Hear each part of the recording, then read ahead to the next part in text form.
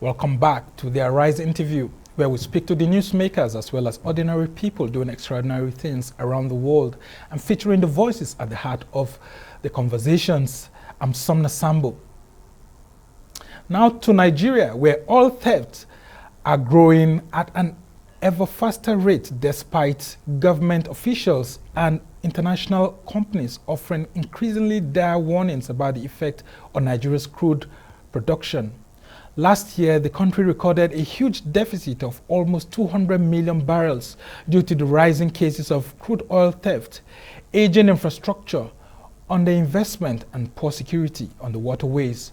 Figures from the Nigerian Upstream Regulatory Petroleum Commission indicate that while Nigeria produced only 441 million barrels of oil last year, instead of 635 million as expected, and while the country hopes to meet its OPEC quota of 1.68 million barrels per day of crude for January 2022, these types of crimes are making it increasingly difficult.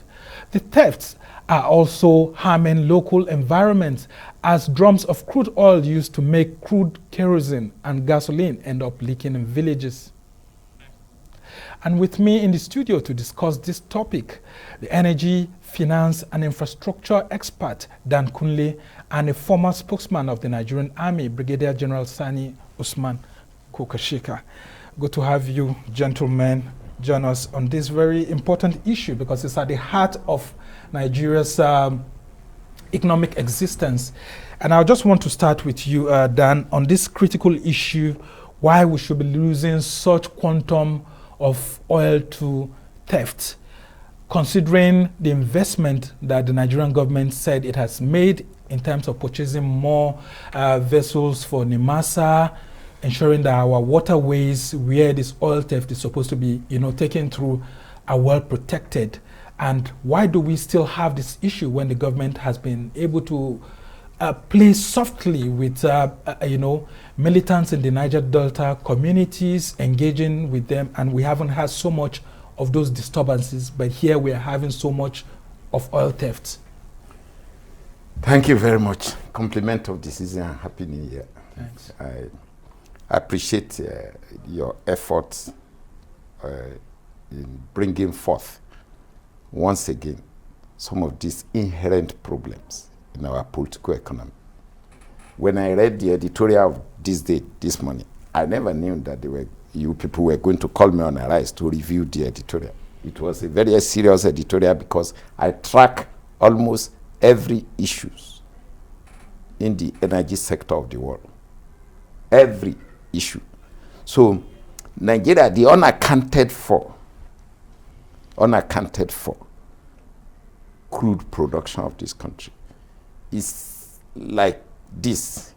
You have unaccounted for refined product being imported into the country. You say they are smuggled out of the country. But at home, you have unaccounted for your crude production.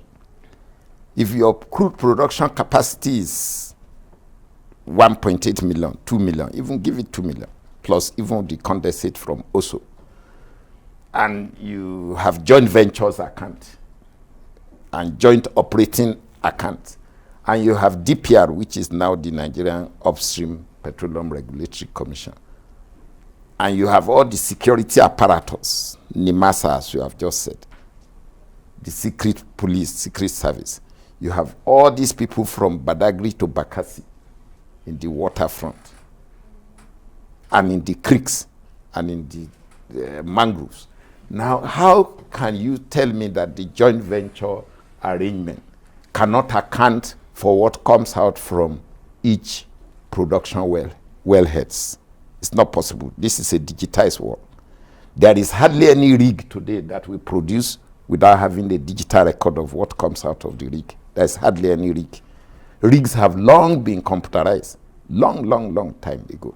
Ask the Americans, who has the technical know-how of these things. So if you put it in your pipe, flow pipes that are taking this crude to the various depots, what happened in between?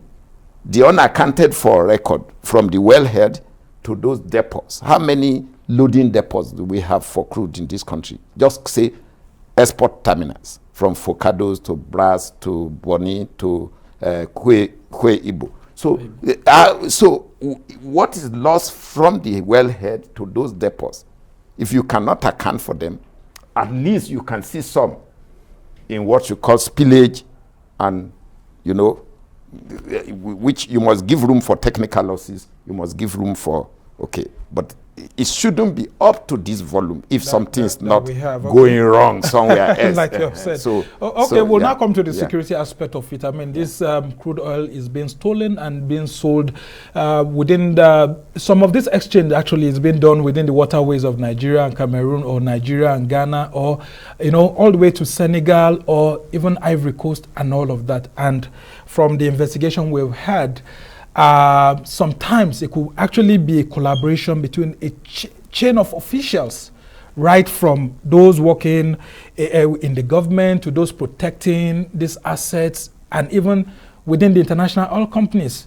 We have a lot of sabotage. I just want you to speak to us on Nigeria's capacity to protect its oil assets. What do we have at the moment, and what are the challenges we have securing some of these assets that has led to this oil theft?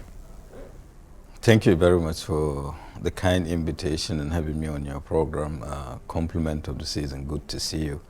And just like Mr. Kunle has rightly said, we will have to thank you for bringing this very, very serious issue to the front burner, because crude oil, or rather oil, is the mainstay of the Nigerian economy, despite the efforts to diversify the economy. Therefore, it's a great concern that we are losing this much. But one thing I want you to understand, actually, we have the capacity to do that, and I know for sure the security agencies with the statutory responsibility to deal with these issues are doing the best they could. Take, for instance, I know the Nigerian Navy is doing extremely well as regard to that, as well as the Nigerian Security and Civil Defense Corps. And I think what is lacking, actually, first and foremost, is the issue of effective collaboration and coordination among the various stakeholders. And some of the security agencies also lack some, needed equipment and weaponry. And beyond that, there are other complementary efforts. Take, for instance, to what extent have we really invested in the security, the security, I mean, the well-being of the people, so that they can be active partners, in the protection of these facilities. Because beyond the surveillance, response, and, enforcement, the people have a tremendous role to play. To what extent have we taken the ball? Yes, of course, we have legislations, the supports, the acts of Petroleum Industry Act, and of course the supports of 2019 and all the rest of things. So these are the issues. But I know it will really wrench your heart to hear that.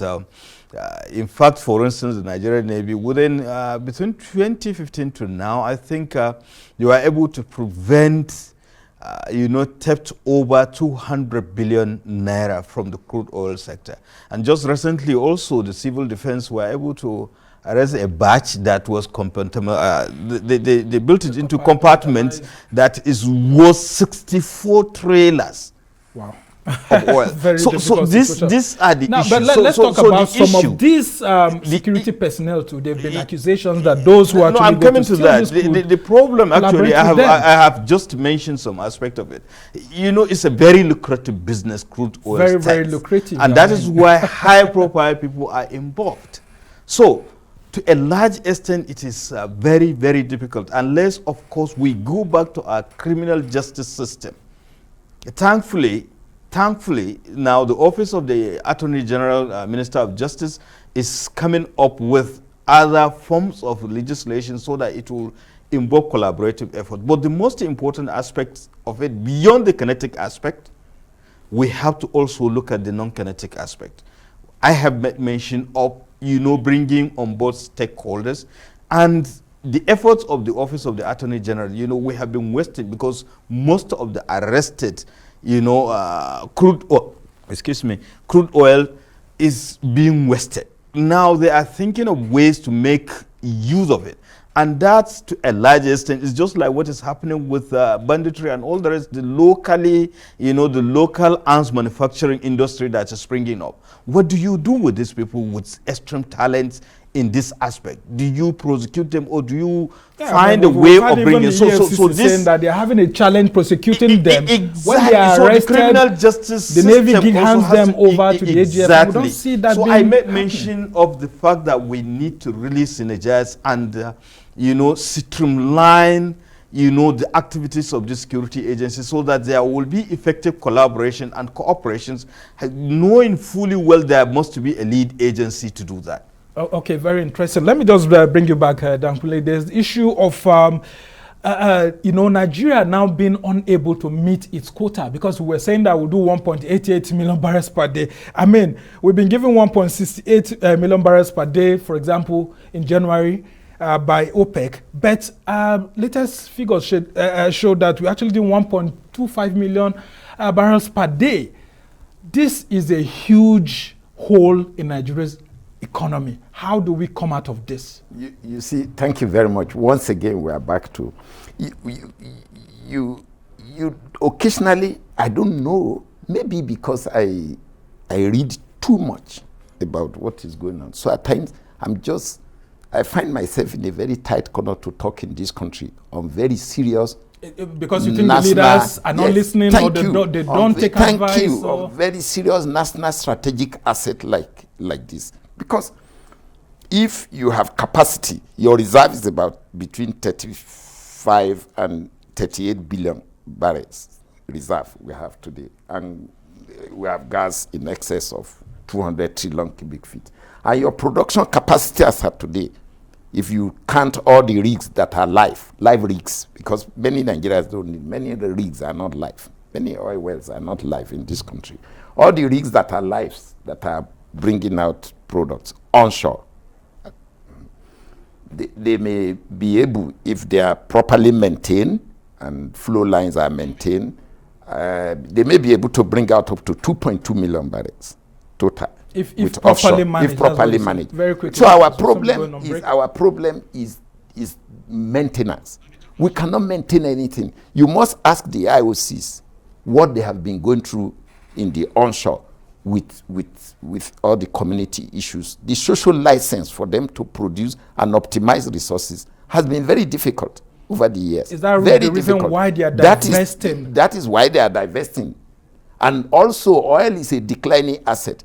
That is why, even this conversation today, I would have loved Nigeria to be discussing about how we are going to reclaim and rehabilitate the entire Niger Delta from the proceeds of the profit of oil from 1958 to date. Well, I because guess the disaster actually takes care of some of these issues. I hope we are serious enough. Okay, let's. All right. I will finish my. No, I mean, just go ahead quickly. Yeah. So I think the issue of optimizing production and meeting OPEC quota is a question of re-examining ourselves. How many rigs are live and are optimizing their capacity? How many? What are the threats internally? These are the issues we need to diagnose and fix. Well, in the last 3 years, you can, that we're talking about this, because the thing that if we're unable to meet that OPEC quota, it's going to be a big hole in our economy, especially with the challenges that we are facing. Well, we'll just go on a short break now. When we come back, we'll still be talking these issues of oil theft in Nigeria, and we'll continue this chat and talk about its repercussions for the economy and so many more. Stay with us.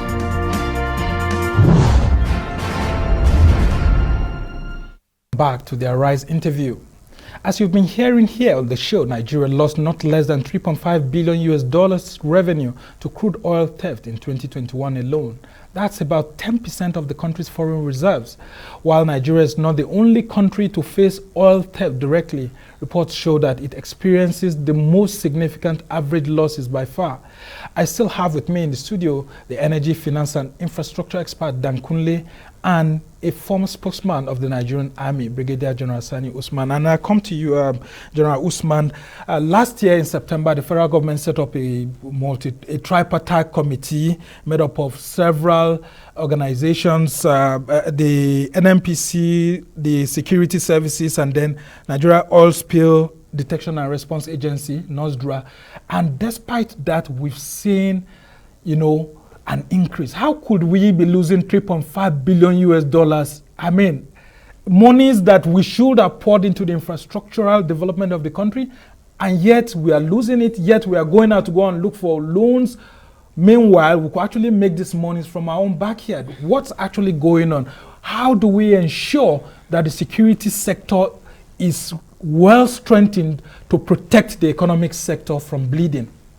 Well, I think it's even far beyond what you are saying, because if you look at the losses and all the rest of the thing, and I know the government has been intervening, coming up with policy directions over time, but to a large extent that seems to be a kind of not getting the desired result. And I made mention of some of the reasons why. First and foremost, the issue of the cartel, the lucrative nature of the business itself, and the fact that some of the stakeholders have not been really brought on board to. Then most importantly is the issue of cooperation and coordination and synergy of efforts among those people that have the responsibility, to secure our maritime environment. When you talk about the Navy, the Civil Defense, of course, NIMASA, and so on, to the extent that there are other individuals that were even contracted, to protect the pipeline. So this is a very simple thing. If we can have synergy of efforts, a clear coordinating body, harmony of efforts among them, I think we'll have. But General, just before you go ahead, then sorry to interrupt you. There's this accusation that the Nigerian government, because it wants peace by all means in the Niger Delta, especially the Buhari administration, decided to take a look at the other way and allow certain activities to go on the ground, just to ensure that we don't have the same rumpus that we had in the Niger Delta with all sorts of militant groups previously. Do you think this may just be the reason why the armed forces are not so active, because there's this political agreement to ensure that there's some level of peace in the Niger Delta? So some level of oil theft can go on below the radar. I don't think that is correct. For instance, because everybody has his own or their own statutory responsibility, and there is no way. And people there, you don't rule out those conspiracy theories, people, and that is the problem. When people are not properly enlightened about issues, particularly government policies, so people are allowed to speculate, and to the detriment of the system. And you may have the best of intentions and laudable programs, so long as the critical stakeholders are not well informed and taken on board, you continue to have such problems. Yes, there could be problems here and there, but the bottom line is, this security agencies, I know they have been doing the best they could. I have given instances, and I know hardly a day will pass without, the joint task force and of course the various services have not been making arrests. I'm talking about those in the Niger Delta. And to what extent have we followed through this system? You have a combination of so many government agencies. Take, for instance, the Armed Forces of Nigeria, which is represented at the maritime environment by the Nigerian Navy and, of course, the Nigerian Army, because of, I believe, the General Officer commanding 6th Division is acting also as, I think, commander of the Joint Task Force also. Now, what of the civil defense? What is the role of the Nigerian police force, and what is the role of NIMASA? Then what are those critical opinion and leaders within the community itself? To what extent have you improved life for the average man, so that he or she will have a sense of belonging? Because technology alone, the surveillance of that environment cannot be done by technology alone. So you have to go make use of human intelligence. But who are those human intelligence? It is you and me. To what extent you have a sense of belonging, especially those that are part of the host community, to what extent have they been given sense of belonging? So that is why the issue of non-kinetic comes into play. But to the credit of the government, I know for sure, particularly for the civil defense, I know that the government has just recently injected some, funds for the procurement of weaponry and, of course, even the Nigerian Navy. So we need to harmonize all those things and ensure those people stick to their statutory responsibilities. If you are for the safety of the environment, you should. Allow those with the responsibility of enforcement and the protection of the maritime environment to do so. Okay, very interesting. I just have to put this to down, Kunle, because we just have 2 minutes left before we end the show. Why is it so easy to sell stolen crude despite the international arrangements that we have globally? Let me just say something, please.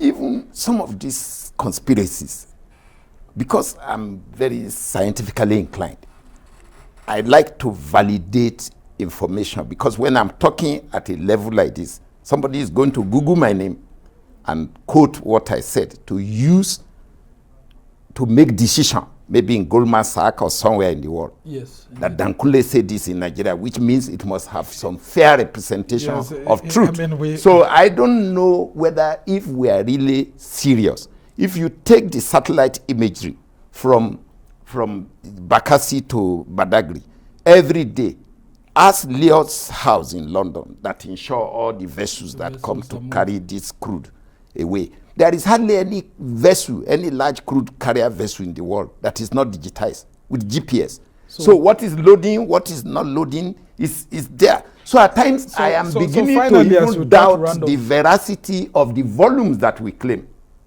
I doubt it. So you doubt the volume? I doubt it. I doubt it. It's not scientific. I have not seen the report of DPR or Upstream or 90.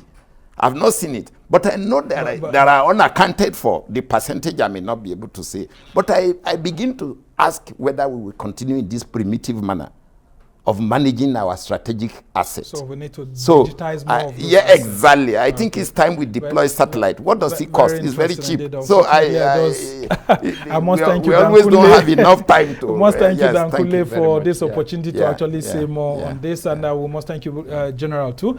General Sani Kukasheka Usman, for joining us. And these gentlemen have done wonderful things when it comes to this particular issue. And it's on this note that we'll have to end this edition of the Rise interview. Do join us again tomorrow. From me and the entire team here in Abuja, goodbye and thank you for watching.